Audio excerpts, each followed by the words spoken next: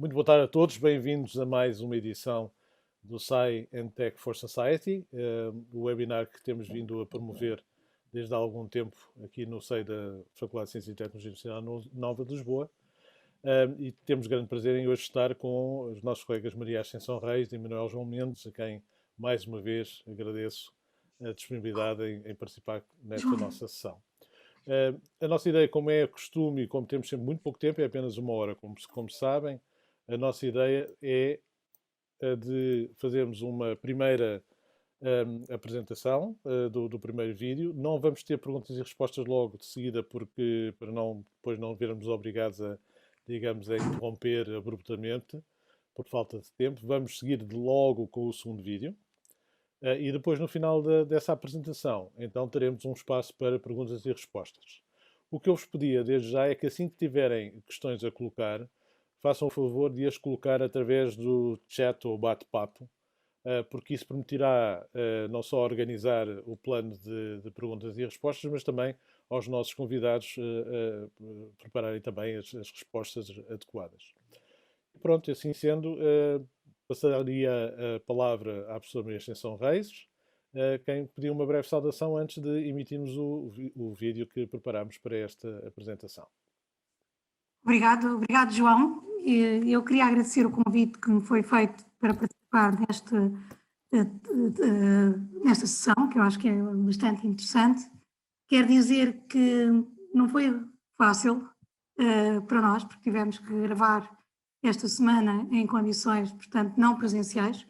Portanto, o vídeo não está, o e-learning, nomeadamente o João Chamice e o João Freitas, fizeram os impossíveis, mas tratando-se de um vídeo por Zoom e, portanto, obrigando a, digamos, a entrada e saída de pessoas, não foi nada fácil. Mas o João Chamice fez um trabalho magnífico, mas pensamos que para editar depois este vídeo poderá ser feito presencialmente, que é aquilo que nós estamos, até porque estar à frente de um ecrã não foi simples.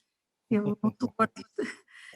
E, portanto, espero que apreciem a ideia e obrigado por estarem aqui presentes e a ouvir-nos. Muito obrigado, Ascensão, a ti e à tua equipa. Vamos então passar o vídeo, pedir ao laboratório de e-learning, ao João Moro, que fizesse o favor de fazer isso.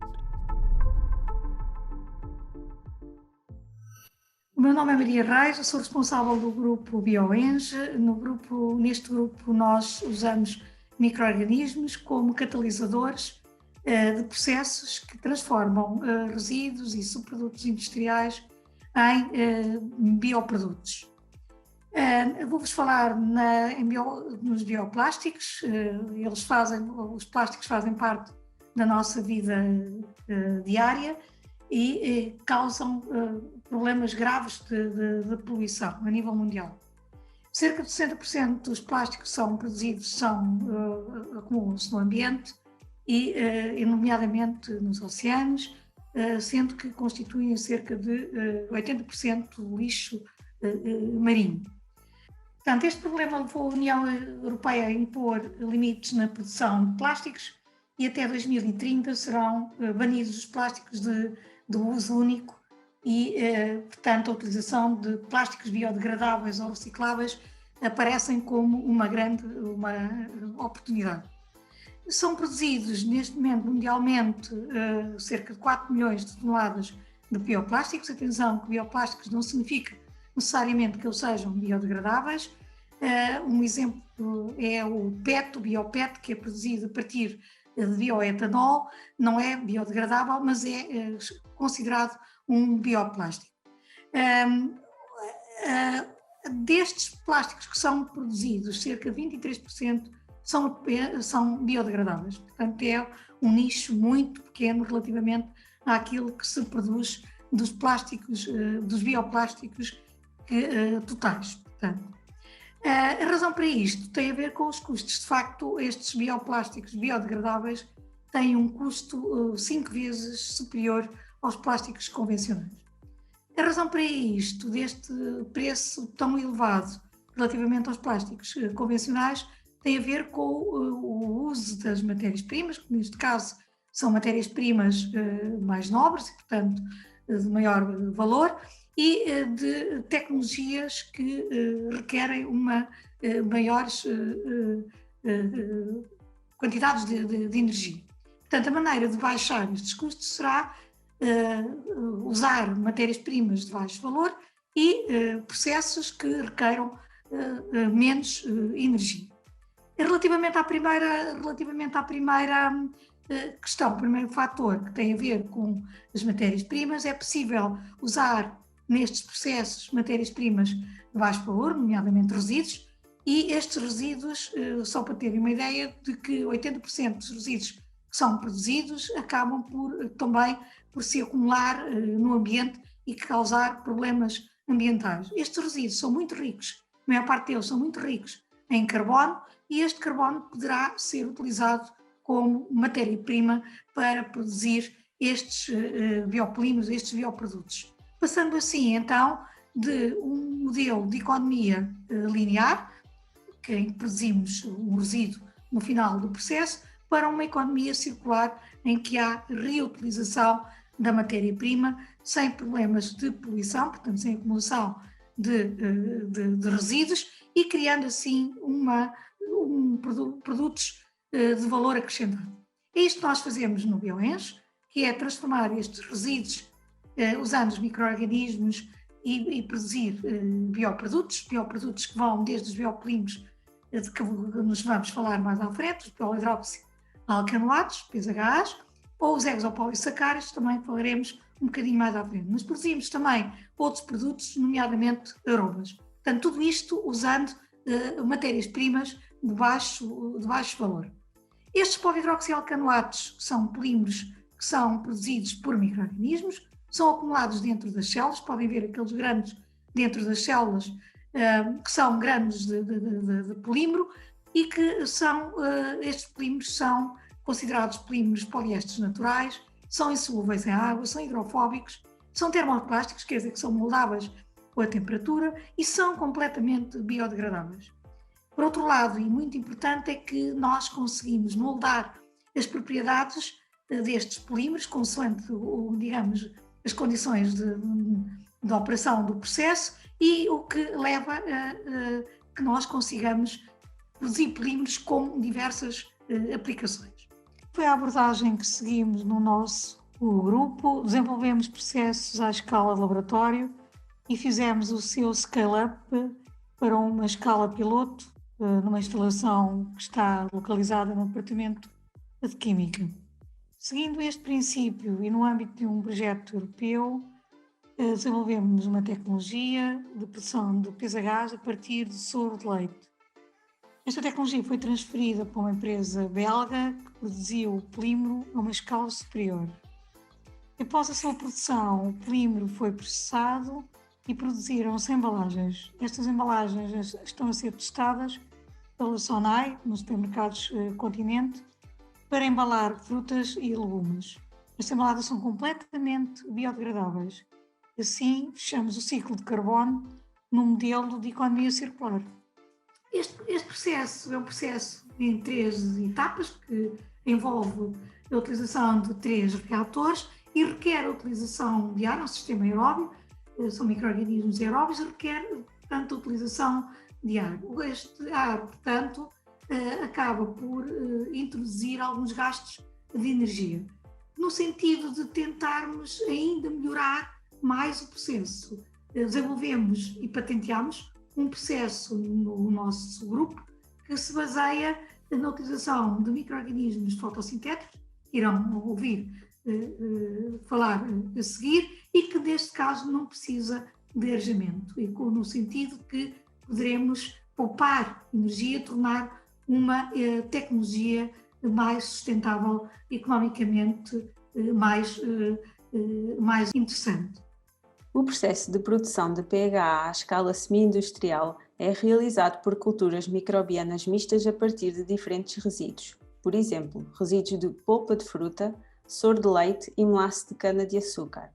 A primeira etapa do processo é uma fermentação acidogénica.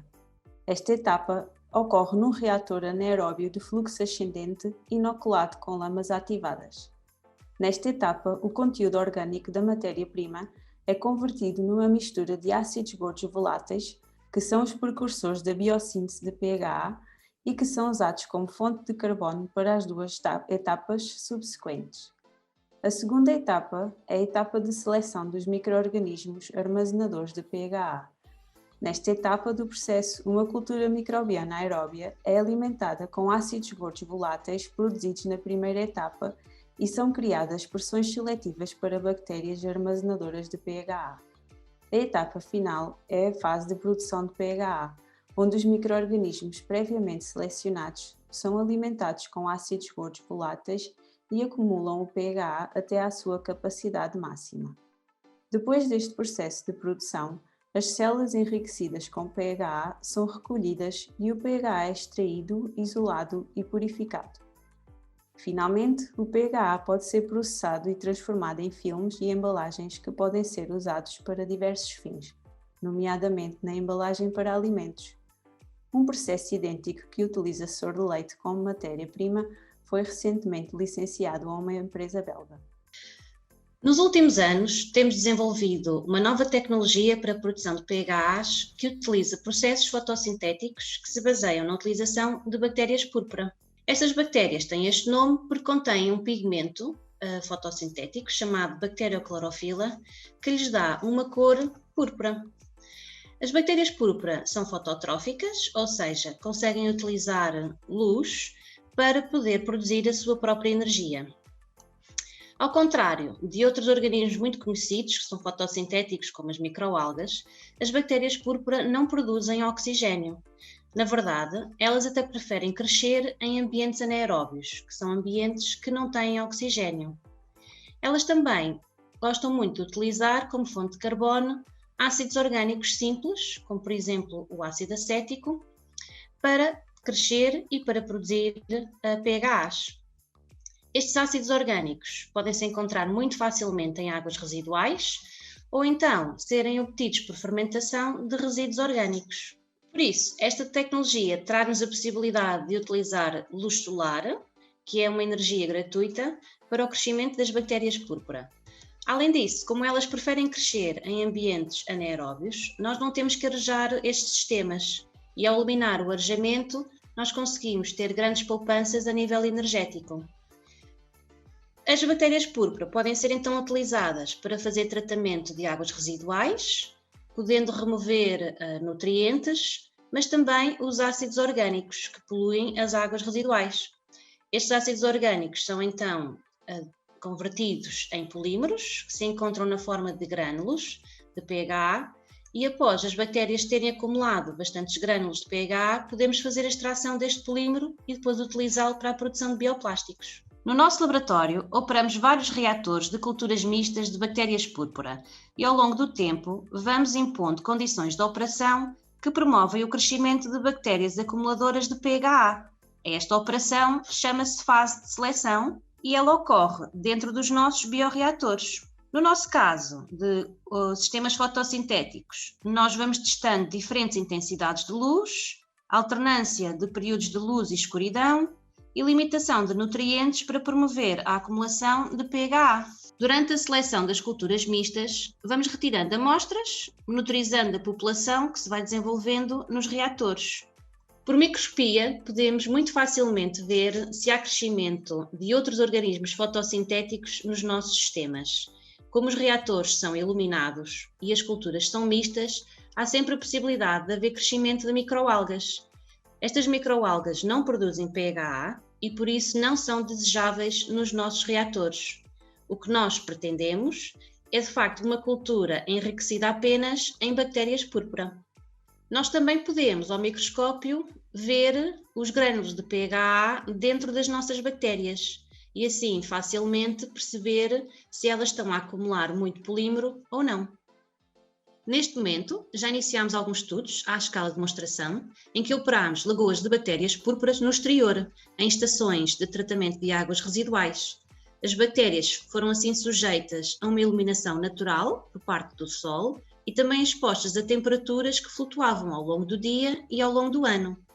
Os primeiros resultados foram muito promissores e mostraram a capacidade das bactérias púrpura em produzir PHA a partir das águas residuais.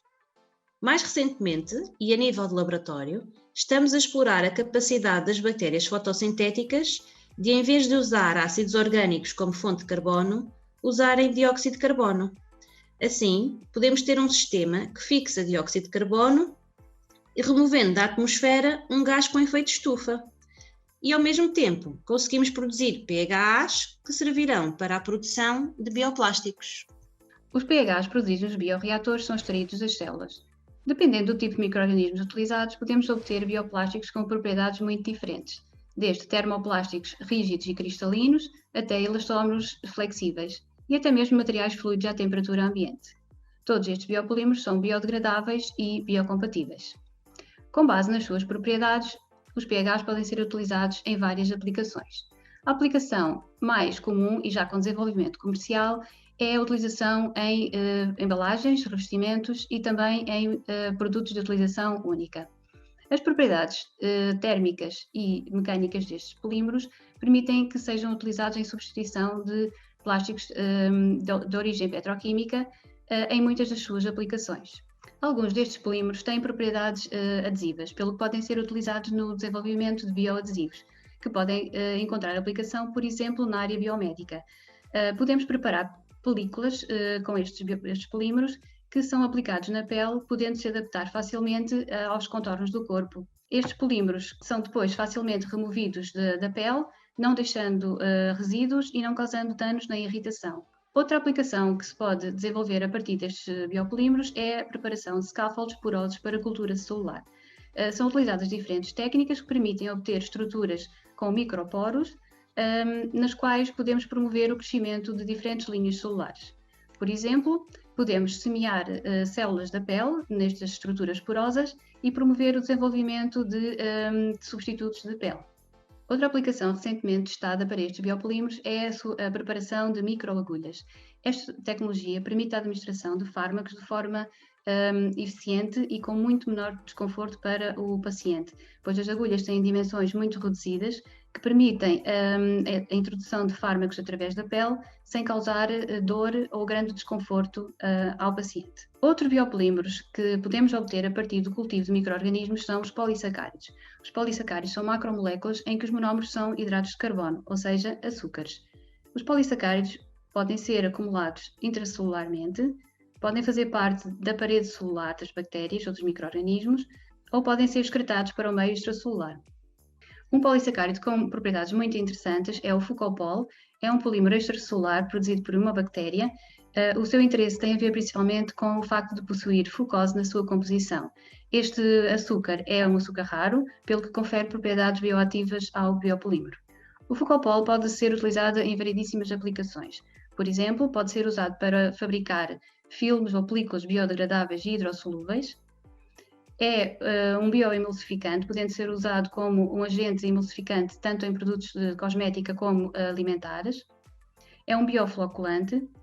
Pode ser utilizado para preparar diferentes tipos de estruturas, nomeadamente micropartículas, hidrogéis e nanopartículas. O mais interessante deste polímero é que possui propriedades bioativas, nomeadamente a capacidade crioprotetora e a capacidade de regeneração da pele. Outro polissacárido de interesse é o complexo quitina-glucanos. Este biopolímero é extraído da parede celular de uma levedura e é constituído por uma cadeia linear de quitina e uma cadeia ramificada de glucose. Uma aplicação em que temos estado a trabalhar nos últimos tempos consiste na preparação de hidrogéis a partir deste biopolímero.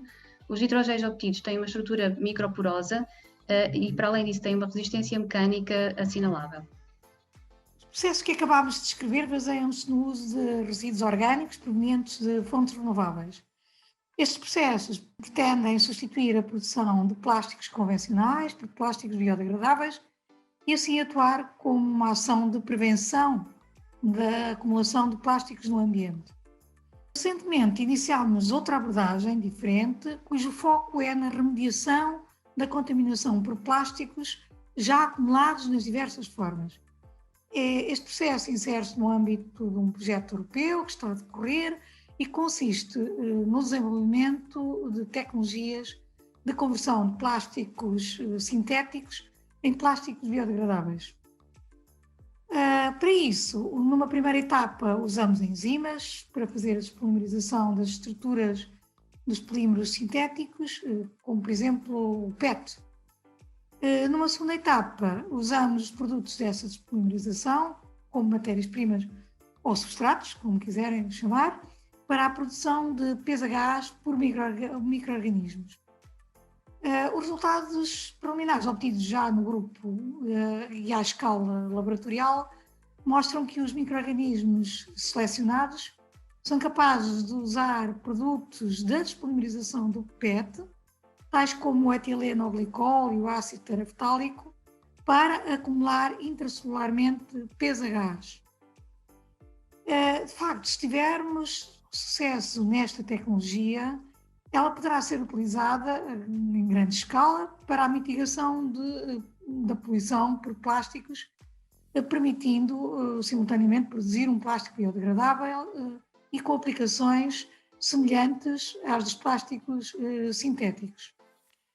É claro que ambas as abordagens permitem mitigar os problemas de poluição originados por plásticos, sendo que a primeira atua como forma de prevenção e a segunda como remediação. Finalmente, ao longo deste workshop, demos alguns exemplos dos trabalhos que fazemos no BioENGE, não sendo, contudo, exaustivos, nem nas atividades que desenvolvemos, nem nas pessoas que fazem parte do grupo. Neste momento trabalham no grupo cerca de 50 pessoas e contamos com o financiamento de vários projetos europeus e em colaboração com empresas. No BioENGE estamos de facto conscientes do desafio que estas tecnologias podem trazer para melhorar a sustentabilidade do nosso planeta. Muito obrigada pela atenção.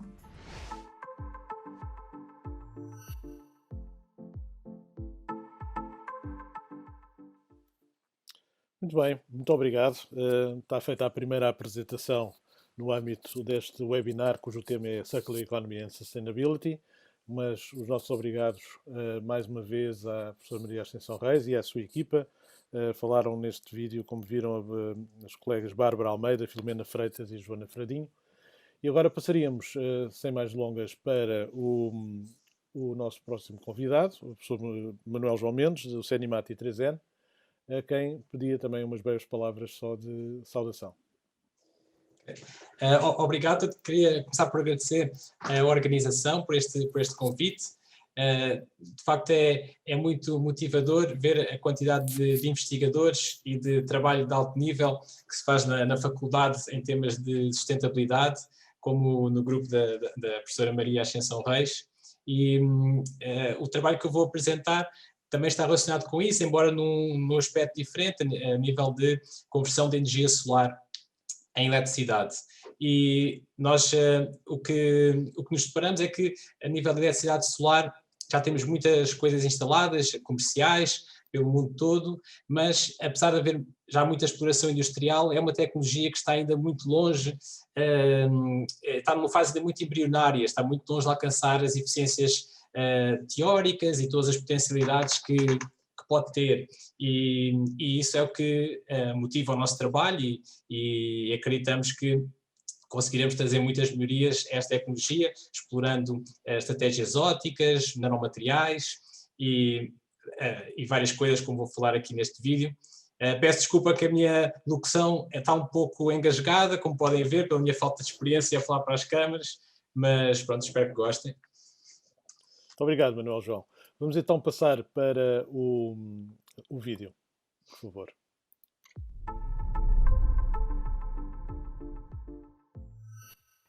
Olá, sou o Manuel Mendes, sou professor no Departamento de Ciências de Materiais da Universidade Nova de Lisboa e trabalho em fotónica aplicada a fotovoltaico, no Centro de Investigação CENIMAT-CEMOP.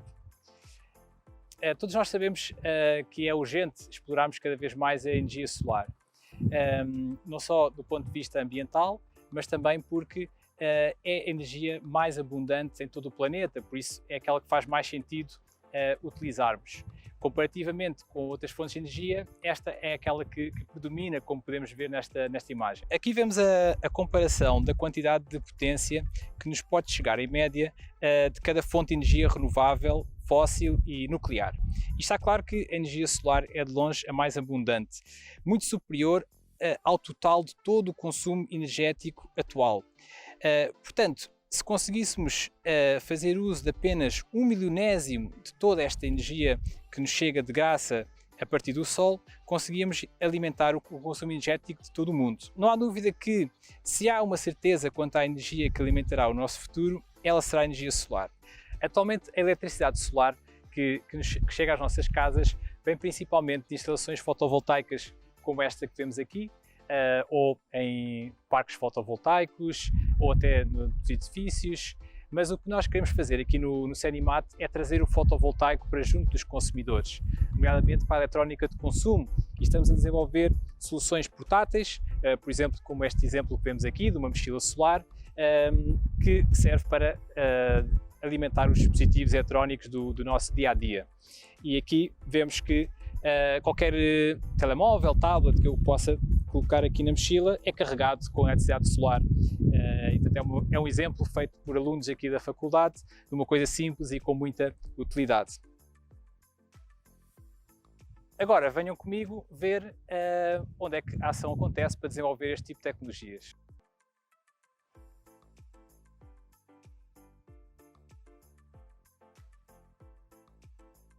Estamos aqui no laboratório de caracterização do Cenimat e eu tenho aqui comigo um módulo de silício cristalino, que é a tecnologia convencional que vemos atualmente no mercado, nas centrais, nos nossos telhados, e portanto é uma tecnologia que funciona, mas é rígida, é pesada e é dificilmente transportável.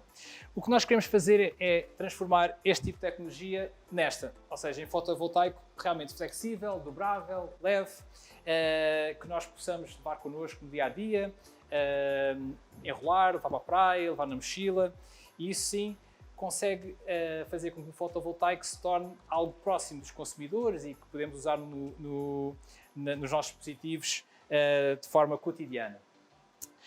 Aqui sim temos um simulador solar, portanto isto é um simulador que permite medir estes sistemas em largas áreas, e aqui vemos um exemplo de uma medição feita neste simulador do módulo com 1 metro quadrado.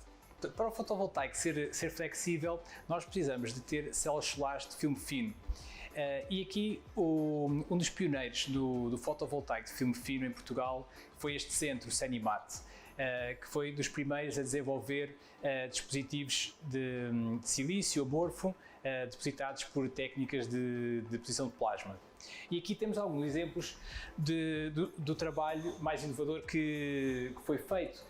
Pela primeira vez na história foram feitas células integradas em azulejos, como veem aqui. Temos até maneiras de criar padrões mais artísticos das próprias células para dar uma configuração mais decorativa aos edifícios, e também foi criada pela primeira vez a primeira telha solar, que funciona bastante bem, também com tecnologia de filme fino de silício amorfo. Okay. Mais recentemente, temos desenvolvido células integradas em substratos flexíveis, por exemplo, foram feitas pela primeira vez células solares em papel, e aqui vocês podemos ver que elas são bastante flexíveis e têm a vantagem de ser um substrato muito barato e que é facilmente reciclável. Então, estamos agora aqui na sala limpa do CEMOP. Estou aqui com o meu colega Tiago, que é perito em deposição de células solares de filme fino de silício. Nós temos aqui dois dos sistemas que são mais usados hoje em dia para depositar estes tipos de células. Este aqui é um sistema que chamamos MIR, aqui é outro que é o Ositrad. Isto são equipamentos de deposição de silício por plasma, e conseguem alcançar eficiências que estão no estado da arte de cerca de 10%, fazendo células de materiais silício amorfo, nanocristalino, microcristalino, também tandem, e é este tipo de células que nós depositámos nos azulejos solares, nas células em papel, foi tudo fabricado aqui com este tipo de sistemas.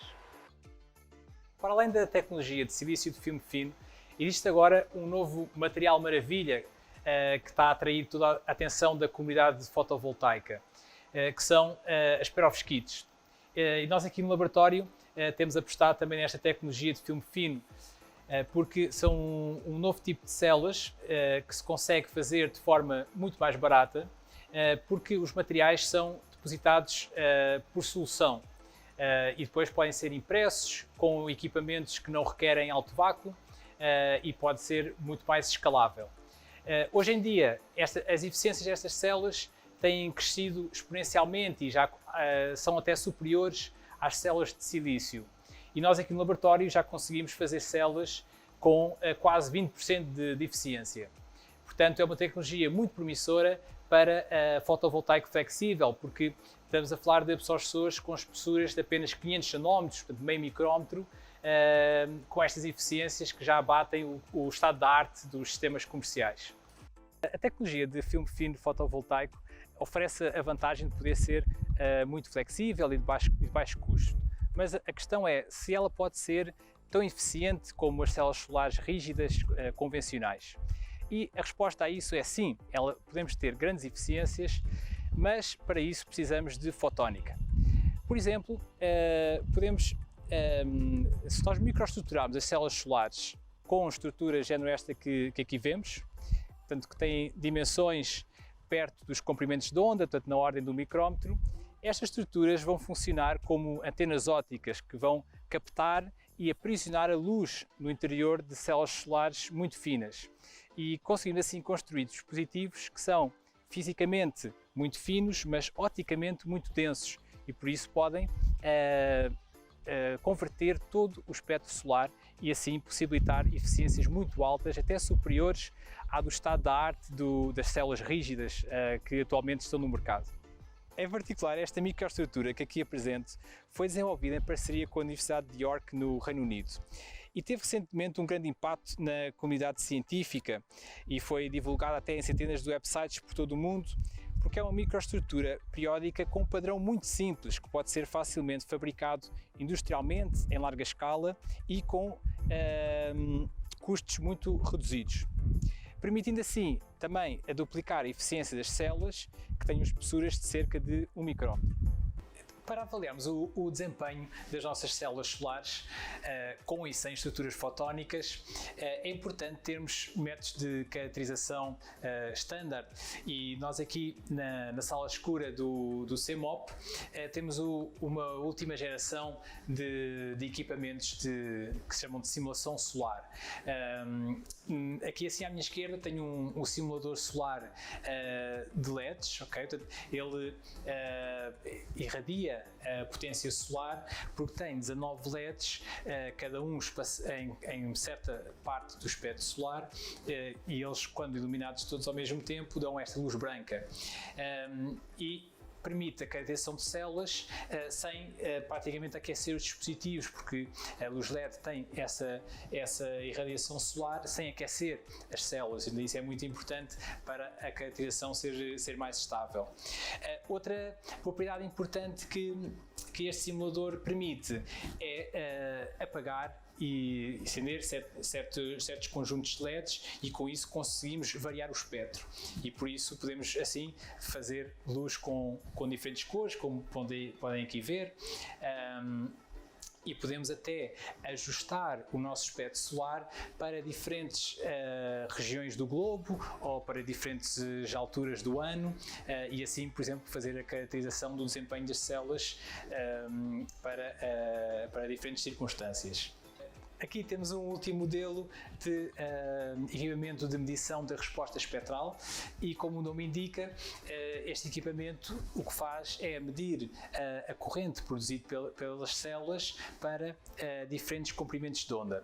E com esta medição, nós, por exemplo, podemos saber quais as regiões espectrais onde temos melhoras. Por exemplo, com as estruturas fotónicas, nós conseguimos melhoras muito significativas para baixos comprimentos de onda, na região do ultravioleta azul, porque elas funcionam como antirrefletantes muito eficientes. E por outro lado também conseguimos melhoras grandes na absorção do infravermelho, porque elas vão aumentar o percurso óptico da luz dentro das células solares e faz com que a resposta nos comprimentos de onda maiores, no infravermelho, seja bastante melhorada. Estas e outras inovações estão a ser desenvolvidas no âmbito de vários projetos nacionais e europeus em que estamos envolvidos. E se quiserem saber mais informações, poderão consultar estes sites que aqui aparecem em rodapé. E obrigado por assistirem.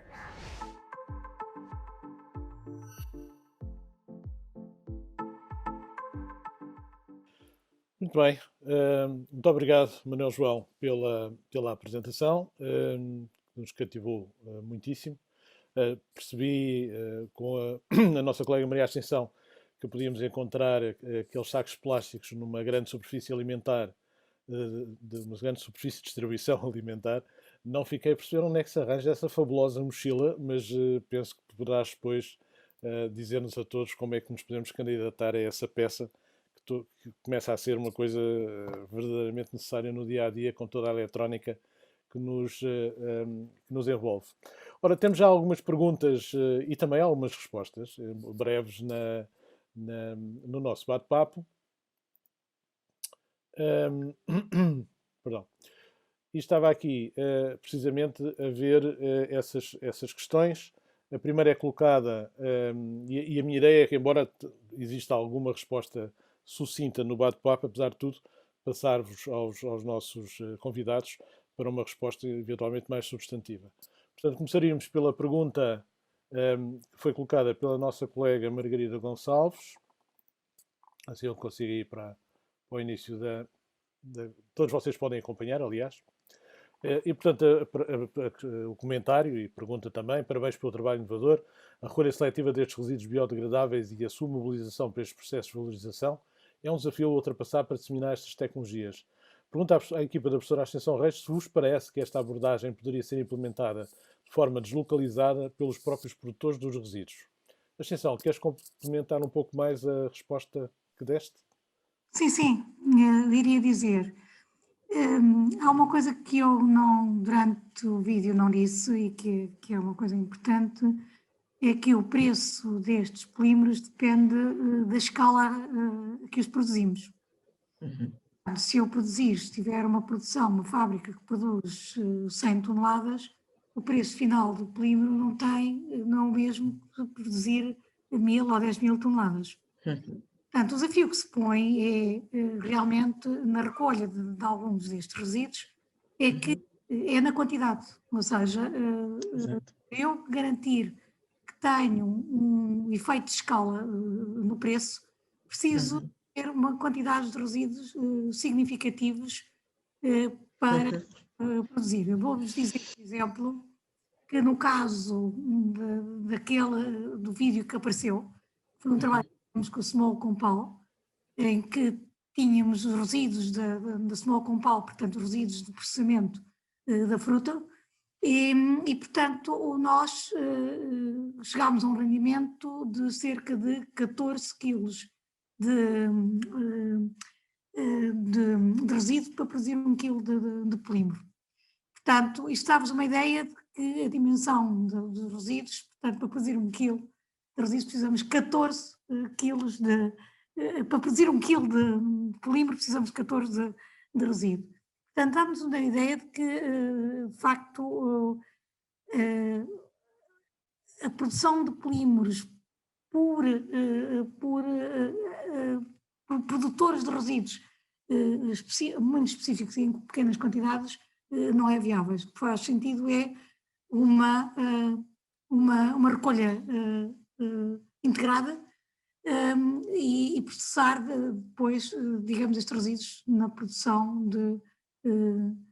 dos polímeros. Se bem que, deixem-nos dizer que o Small Compal tem suficiente para produzir à escala que nós queremos produzir, que nós precisamos produzir para ter aquele valor. Também fizemos um estudo com o soro de leite, usámos aquele soro de leite da Lactogal, e aí também a própria Lactogal tem quantidades de resíduos suficientes para produzir o polímero, para originar um polímero com, digamos, o valor que nós apresentamos. Nós, neste momento, também deixemos dizer que atualmente o preço destes bioplásticos são cerca de 5 vezes superior, cerca de 5 vezes superior aos plásticos convencionais, mas neste âmbito deste projeto que nós agora fizemos de transferência de tecnologia, chegámos a um preço de 3,5 euros. Portanto, fizemos uma análise económica e o valor baixou para 3,5 euros. Muito bem, então são boas notícias para a economia circular e para a sustentabilidade. Temos aqui mais questões, comentário de questão, neste caso da nossa colega Ana Luísa Fernando, que, depois de dar os parabéns à professora Ascensão e equipa, apresenta 2 questões. A primeira, como produzir em larga escala, isso já está a ser feito, mas eu penso que de alguma forma isto acabaste de referir, e como se pode fazer esse salto se eventualmente há dificuldades, ou houve dificuldades, uma vez que já o referiste, nesta passagem para uma produção de nível mais, digamos, industrial. A maior dificuldade prende-se com o facto da variabilidade dos resíduos. Portanto, quando eles têm uma variação muito significativa, acaba por ter algum impacto depois no produto final. Nós já conseguimos controlar esse fator, fazendo com que na primeira etapa conseguimos fazer, funciona quase como um tampão. Portanto, normalizar, digamos, o produto que é produzido na primeira etapa, para que depois, como ele é matéria-prima para produzir o polímero, esteja normalizada e, portanto, não origine muita variabilidade na qualidade do polímero final. Mas sim, nós já produzimos aquele projeto do Continente, a empresa que produziu 3 toneladas de polímero. Portanto, já não estamos a falar de quilos, estamos a falar de toneladas. Muito bem, fantástico, muito obrigado. Temos agora as próximas perguntas, já são para o nosso colega Manuel João.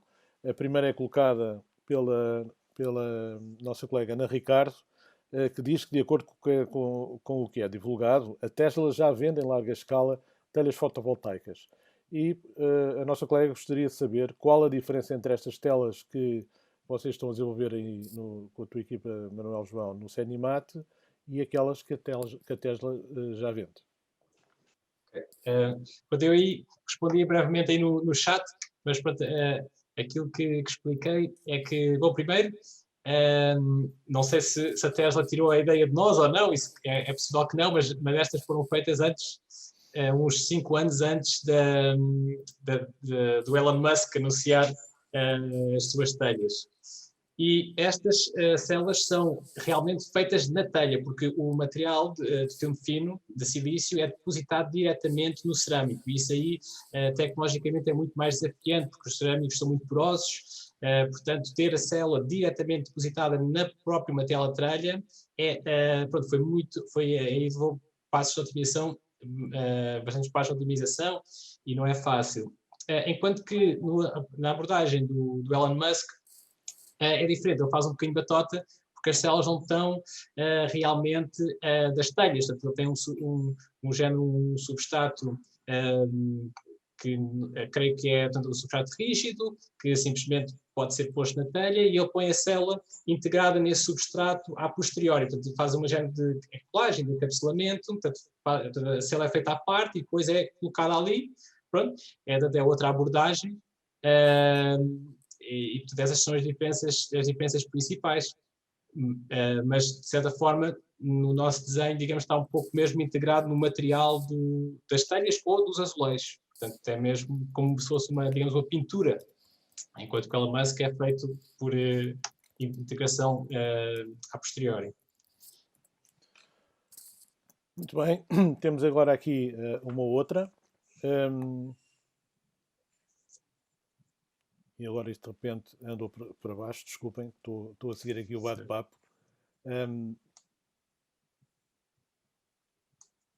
Ora, cá está. Acho que outra é em relação aos custos, não é? Sim, bom, se puderes depois também referir, eu pessoalmente que teria interesse em saber, até a título de natureza mais particular. Mas temos aqui uma também da nossa colega Maria Gonçalves, e depois dos devidos parabéns a ti e à tua equipa, e ao CENIMAT. A pergunta é se pensam que algumas destas soluções poderão permitir as aplicações de tecnologia fotovoltaica em sistemas off-grid, em regiões remotas e a preços mais acessíveis. Claro, portanto, eu acho que esse aí é exatamente o objetivo, porque o que acontece até agora é que a abordagem que está a ser feita a nível mundial de instalação de fotovoltaico é uma abordagem um pouco errada, porque o fotovoltaico está a ser instalado em centrais, ou seja, de forma centralizada. E o fotovoltaico, recebendo energia do sol, não há razão para estar instalado de forma centralizada. O fotovoltaico é uma tecnologia que é feita para ser descentralizada, ou seja, não tem sentido fazer grandes centrais de quilómetros e quilómetros quadrados que cobrem imenso espaço que podia ser feito para a agricultura, quando temos tantos quilómetros quadrados ou mais de telhados que não estão a ser aproveitados e que recebem se calhar o mesmo sol. Portanto, essa é um pouco também a nossa luta, e agora felizmente já começamos a entrar em contacto com cada vez mais arquitetos, temos projetos de integração de edifícios, portanto parece que a nível europeu e até mundial já há cada vez uma maior tendência para descentralizar o fotovoltaico e realmente é isso que queremos, é que este seja algo instalado em todo lado, principalmente em zonas remotas, onde não há acesso à rede, não é? Isso aí faz todo o sentido, por exemplo, em África. No seguimento desta notícia que saiu no Expresso recentemente sobre o nosso trabalho, por exemplo, fomos contactados por muitas pessoas da África do Sul, outros pontos no Brasil, pessoas em todo o mundo a pedir-nos para mandarmos para lá os nossos módulos, os nossos sistemas flexíveis. A questão é que nós respondemos é que pronto, nós aqui não temos capacidade para vender coisas não somos uma indústria, né? Somos só um centro de investigação, portanto fazemos protótipos. Precisamos agora de facto de uma colaboração forte com uma indústria que consiga produzir isto em larga escala e exportar para todo o mundo. Isso é o que falta neste momento e que estamos à procura. Uma boa parceria. Exato. E poderiam dizer como essa tecnologia pode mudar em larga escala o cenário de eficiência energética nas residências em Portugal? Há muitos prédios antigos. Será que está pensado ou vem com interesse uma parceria com as câmaras municipais ou projetos piloto em bairros? É uma pergunta da nossa colega Jéssica Carla Silva. Exato. Aí, no seguimento aí da resposta anterior, isso faz todo o sentido. Nós, de facto, temos agora envolvidos em algumas propostas com grupos, por exemplo, da Faculdade de Arquitetura. Lançámos agora uma proposta em breve para, digamos, chama-se uma pele solar, para dar uma pele solar aos edifícios. Também estamos envolvidos no outro projeto europeu, também focado para implementação em edifícios com estas células novas que eu falei, das perovskites, porque são células que realmente podem ser muito baratas e muito flexíveis. Também podem ter cores, podem ser também transparentes, portanto há muitas possibilidades aí, e tudo isso pode ser explorado. A nível de implementação em edifícios, há um requerimento grande que os arquitetos querem, que não é fácil, é que eles pedem células sempre com alguma cor, né? Nós explicamos, olha, se tiver cor não funciona tão bem, porque a célula em si, para ter uma alta eficiência, tem de ser preta.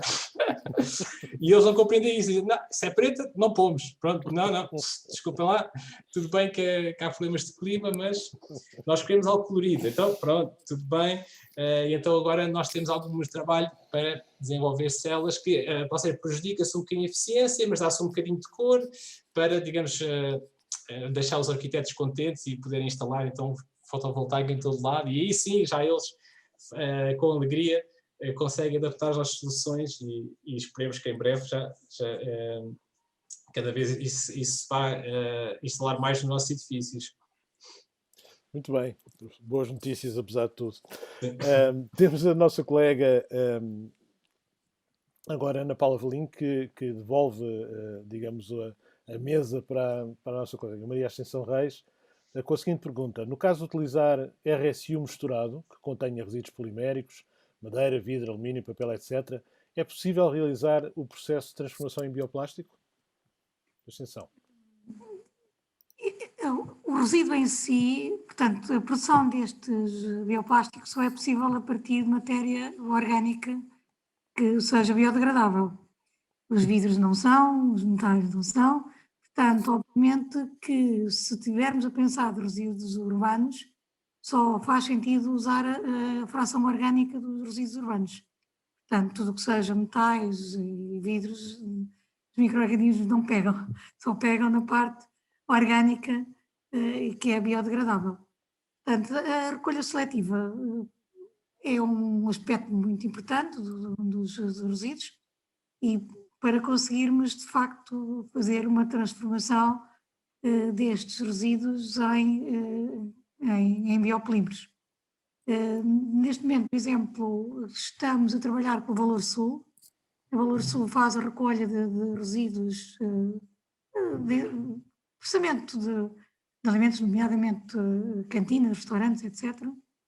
E, portanto, o que nos chega a nós já é o resíduo hidrolisado. Portanto, nós usamos aquilo que eles já transformaram em produtos, que são depois usados como matéria-prima para produzirmos o biopolímero. Eles usam esse para produzir, por exemplo, biogás.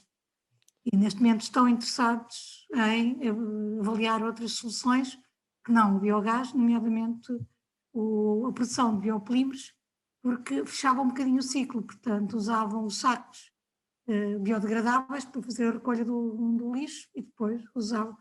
Portanto, esses sacos poderiam ser integrados no processo, porque são biodegradáveis, poderiam ser integrados no processo e iriam originar novamente novos polímeros. Muito bem, muito obrigado. Vamos voltar então agora ao Manuel João com mais uma pergunta, desta feita da Joana Almeida. Depois de dar os parabéns para o trabalho e para a equipa, pergunta: gostaria de saber, se testaram as vossas células fotovoltaicas diretamente com luz solar para comparação com alguns resultados conseguidos através do vosso simulador solar.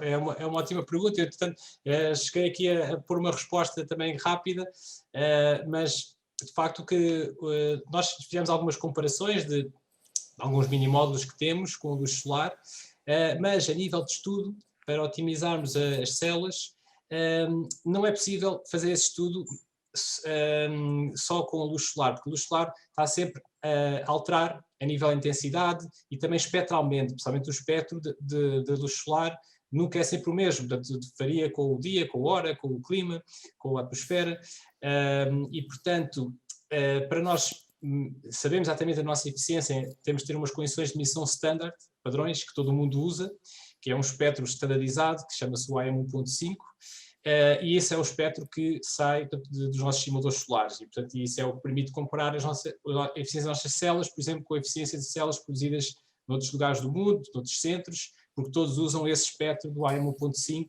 e portanto é assim que podemos comparar os resultados. Muito bem, muito obrigado, Manuel.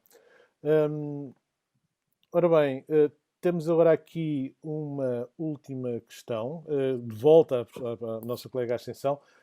Pergunta o João Veiga, dizendo que se calhar escapou-se na apresentação, e se for esse o caso, peço desculpa, mas gostaria de saber se os bioplásticos são depois reciclados. Eu penso que o João está a referir aos que nós estamos a utilizar, os que nós estamos a produzir. Esses não têm vantagem nenhuma em ser reciclados, portanto, eles são biodegradáveis, a sua transformação, digamos, pode originar produtos que depois podem ser utilizados para voltar a produzir bioplásticos. Portanto, não temos necessidade nenhuma de reciclar esses produtos. Se falarmos noutros bioplásticos que existem no mercado, alguns deles são recicláveis. Estes, como são biodegradáveis, eu não tenho bem a certeza que se possam, ou tenham alguma vantagem em ser recicláveis, porque o ciclo de reciclagem também é um ciclo de um ou dois ciclos no máximo, não é? Depois perdem qualidade. Ao passo que se fecharem o ciclo de reutilização e aquilo que se chama o upcycling, não é? Portanto, produzir produtos, a partir de um produto, produtos de valor acrescentado, maior valor acrescentado, penso que é mais positivo e mais interessante em termos de sustentabilidade do que fazer reciclagem. Neste caso, claro que não estou a falar dos outros materiais que podem ser reciclados. Muito bem, muito obrigado. Estamos a caminhar rapidamente para o final deste webinar, mas temos aqui ainda uma pergunta acabadinha de chegar, de volta ao Manuel João. Qual a vantagem das células diretamente depositadas no cerâmica em termos de eficiência produzidas pelo CEMOP em relação às células da Tesla? É uma pergunta do Luís Fonseca. Manuel. Aqui, portanto, esta nossa abordagem que tínhamos feito antes da Tesla, portanto, foi feita com um silício de filme fino e, portanto, as eficiências do silício de filme fino chegam até 10%, enquanto que as células da Tesla podem ser mais eficientes porque, como são integradas a posteriori, ele não usa filme fino, pode usar células rígidas, que podem chegar aos 20%. Portanto, essa abordagem consegue eficiências maiores. Portanto, a nossa, em termos de eficiência, não é tão eficiente. Permite, digamos, células que, por exemplo, podem ser curvas, não é? Podem seguir a curvatura das telhas, portanto, permite uma integração mais estética e que, lá está, pode ser flexível. Portanto, a nível de aqui a eficiência não é, digamos, o ponto principal, mas é, digamos, uma integração mais, digamos, conformal ao edifício. No entanto, com a implementação destas estruturas fotónicas que eu falei, tanto o que queremos é subir, portanto, as eficiências do fotovoltaico de filme fino e permitir passar destes 10% para 15% ou então até potencialmente para alcançar esses 20%, que é o que tem as células rígidas convencionais. Muito obrigado.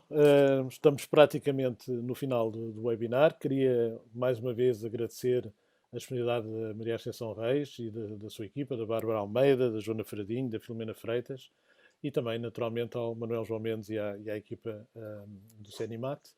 E para encerrar com chave de ouro, passava a palavra à nossa coordenadora desta atividade, a nossa colega Fátima Rodrigues, para umas brevíssimas palavras, até porque não há muito tempo, Fátima. Boa tarde a todos, muito obrigada aos oradores e às excelentes equipas de trabalho que apresentaram excelentes projetos.